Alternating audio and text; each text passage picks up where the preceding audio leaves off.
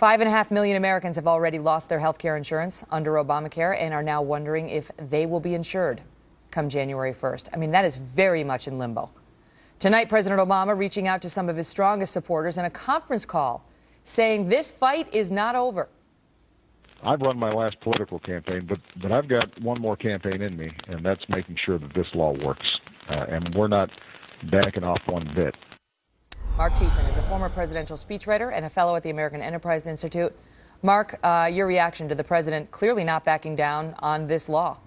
Yeah, no, he's got two different Democratic factions that are pulling him in opposite directions. The first faction is the one that he was just speaking to there, 200,000 people of his liberal base. And they are terrified by the failure of Obamacare because to them, it's not just the signature achievement of the Obama administration, it's the signature achievement of big government liberalism. If this fails, the liberal project will be set back for a generation.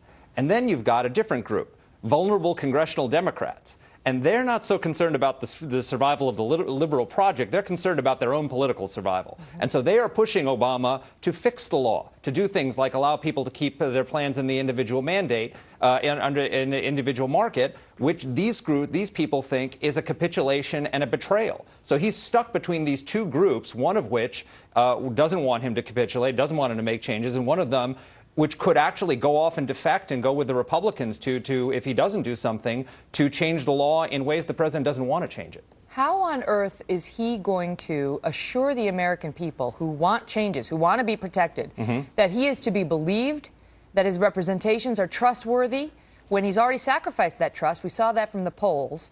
And then his lieutenants in the Democratic Party, and take it beyond the president, don't seem to have a foothold in reality sometimes, Mark. And I say that because of the following example. We played this on the Friday show. Nancy Pelosi was asked about what was clearly false. I mean, the president's repeated false assurances on if you like your plan, you can keep them. Something the president has admitted was inaccurate. And listen to Ms. Pelosi juxtaposed against the president himself. Did I ever tell my constituents that if they liked their plan, they could keep it? I would have if I'd ever met anybody who liked his or her plan, but that was not my experience.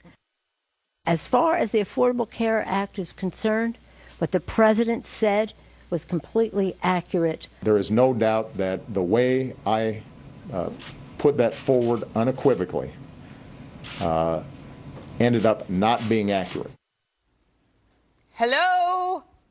Hello? Ended up not being accurate. I mean, she's completely out of touch. But she is saying it is accurate, and even the president is saying it wasn't.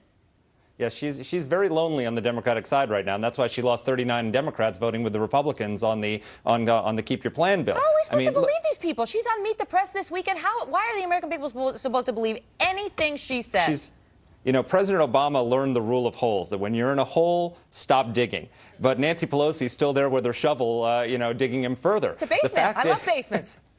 You know, the fact is, look, his approval rating is 39%. That's what George W. Bush's approval rating was at this time. 38% according to the latest National Journal poll, too. There you go. And then 50% of the country thinks he's dishonest. He's lost the center of the country. Now he's losing his liberal base. Young voters under 30, in the last election, he won them by 20 points. Today, young voters under 30 disapprove of him by 20 points. So he's lost the center, he's lost trust, and the big problem for him with the trust is this is a center-right country. People gave him the benefit of the doubt because they liked him and they trusted him and they thought he had the right intentions.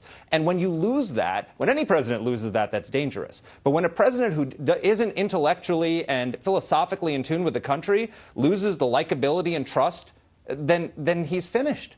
I mean, this is very, very dangerous for him. You know, the thing with Obamacare is it's like you don't have to take my word for it. Just sit and wait, and you'll see whether we're right or we're wrong. Because this brief tells it like it is. And these cancellations are going to come. And they're already starting to come for some of the small business world. And they're going to come more this time next year because the president granted the companies a one-year extension.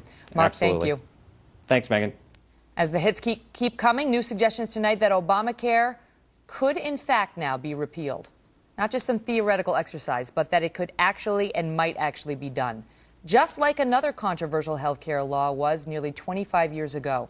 Judge Andrew Napolitano is next on whether it's too late to do this with Obamacare. And fierce reaction tonight after the education secretary